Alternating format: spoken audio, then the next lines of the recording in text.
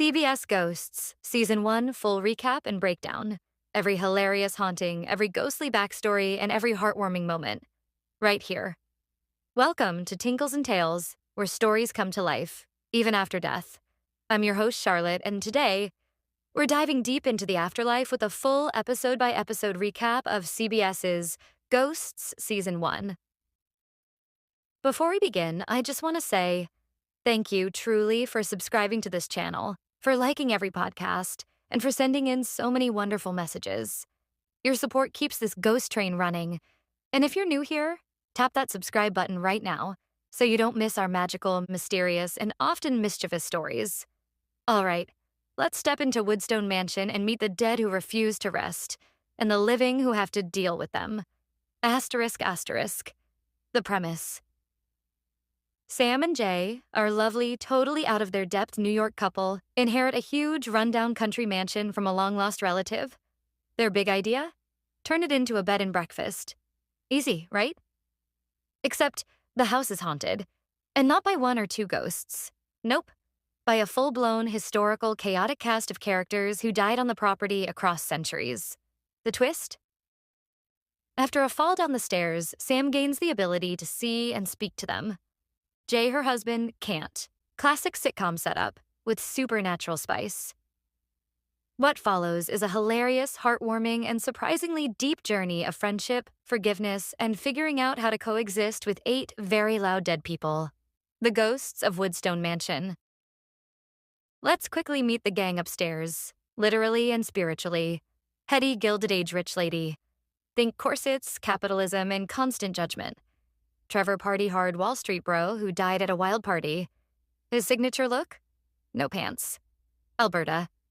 A 1920s jazz singer with a voice and opinions that echo through eternity. Isaac Revolutionary War soldier. Closet romantic. Closet everything.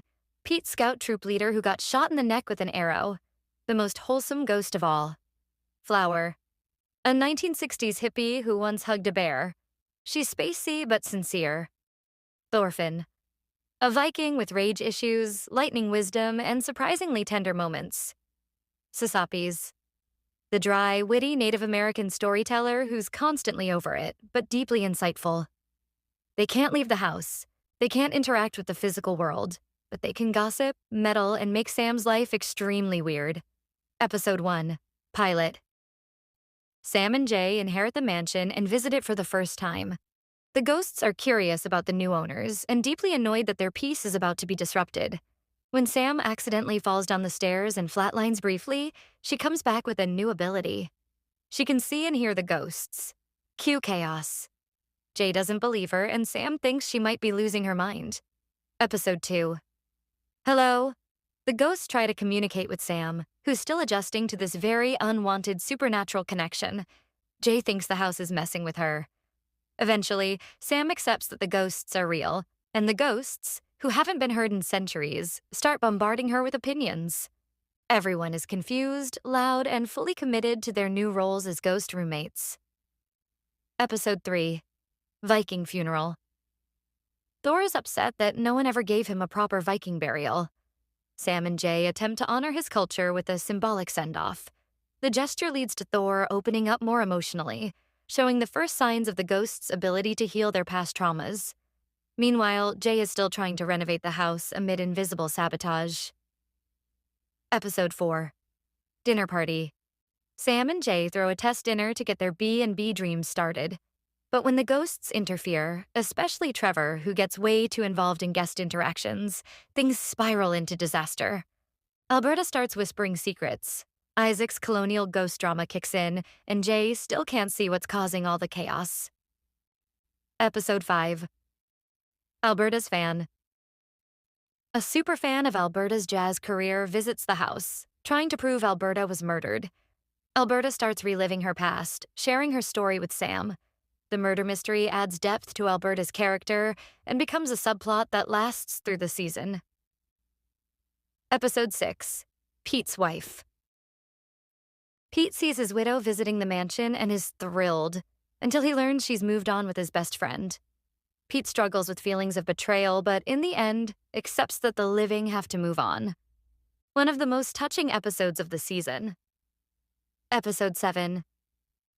Flowers article. A journalist is researching Flowers' past.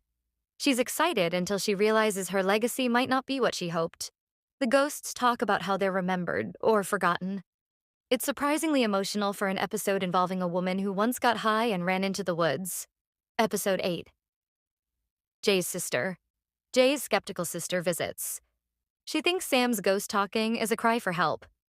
The ghosts hatch a chaotic plan to convince her they're real, but it backfires in spectacular fashion. Meanwhile, we get more of Sam and Jay's love story, which helps ground the show emotionally. Episode 9. Possession. Trevor discovers he can possess the living for a few seconds, but only if they're extremely vulnerable. What does he do? Try to possess Jay to eat nachos. Naturally, but the power is limited and dangerous. This sets up future conflicts with spiritual rules. Episode 10. Attic Girl. A new ghost is discovered. Stephanie, a teenage girl from the 80s who's been stuck in a trunk. She's dramatic, mean girl energy, and absolutely shakes up the social order among the ghosts. Also, she's obsessed with prom. Prepare for spectral sass. Episode 11. Sam's mom. Sam contacts a psychic to try to speak to her deceased mother. The ghosts freak out. What if she can hear them too?